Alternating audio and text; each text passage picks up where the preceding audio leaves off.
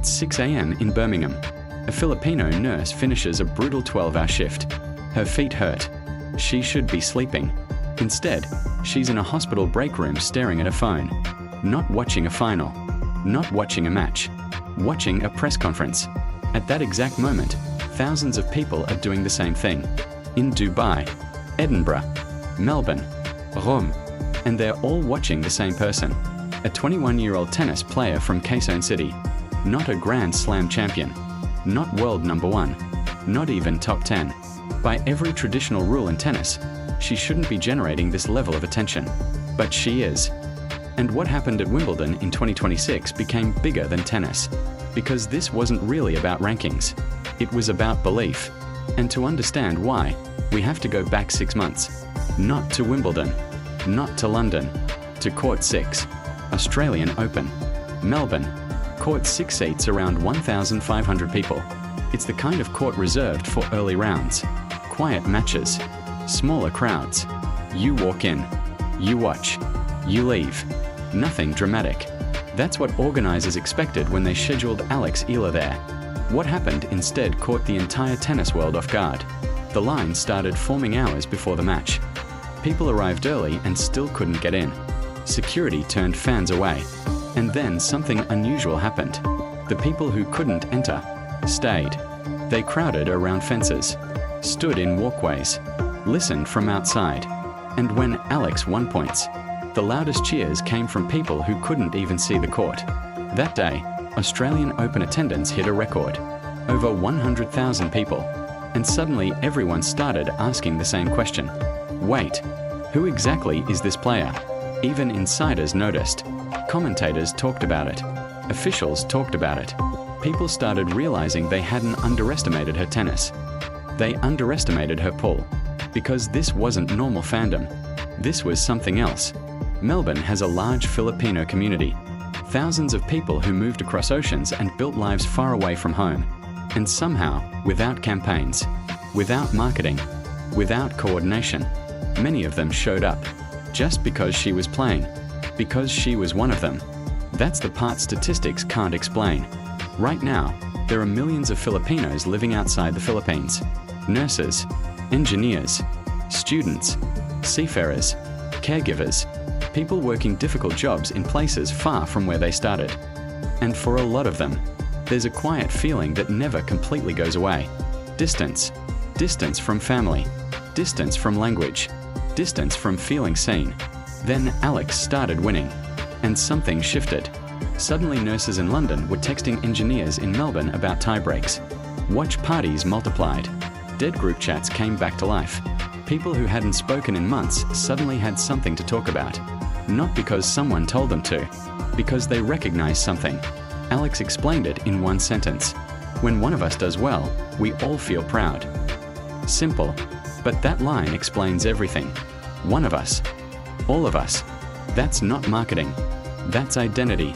And tennis had absolutely no framework for it. Because the same thing kept happening. Indian Wells. Huge lines for practice sessions. Not matches.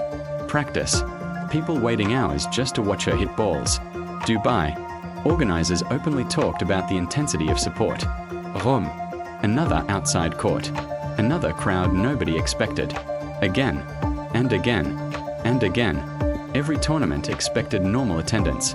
Every tournament underestimated what followed. Eventually the question stopped being, why are people showing up? And became, how big can this actually get? Then June happened. June 22nd. Early morning. The rankings update dropped. Alex checked her phone. World number 30. 5 places higher in a single week. That doesn't happen by accident.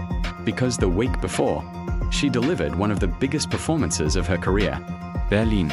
Semi-final. She beats world number 2. Final. She beats another elite player. Back-to-back. No shortcuts.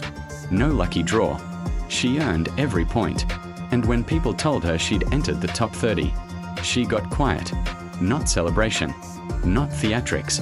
Just that look people get when years of work finally become real. Then another update came. A withdrawal changed everything. Her ranking moved again. World number 29. Which meant something enormous. She became seeded at Wimbledon. And suddenly, this wasn't just another ranking jump. This was history, because for the first time in the Open era, a Filipino player would enter a Grand Slam as a seed. Think about that.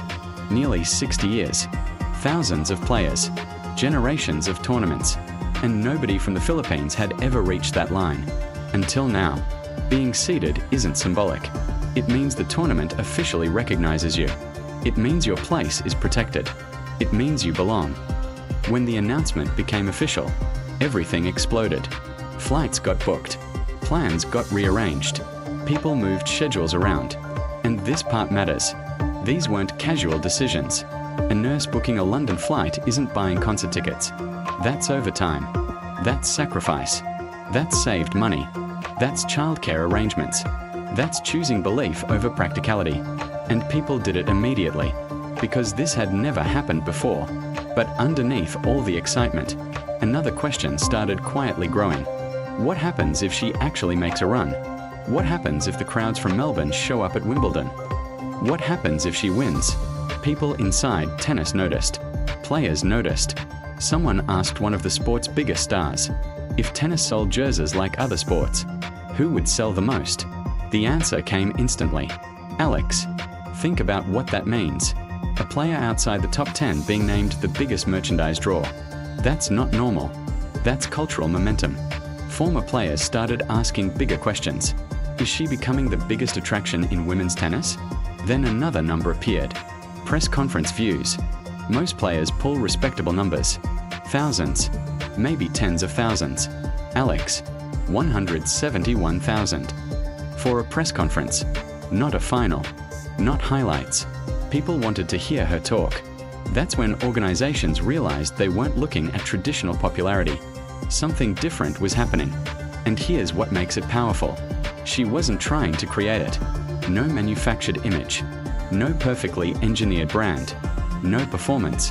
When asked about the attention, she basically said she wasn't close to the sports greats. And she meant it. That's what connected. People weren't watching someone acting important. They were watching someone still chasing something. Someone who looked like she still couldn't believe she was there. And that's rare, because millions of people recognize themselves in that.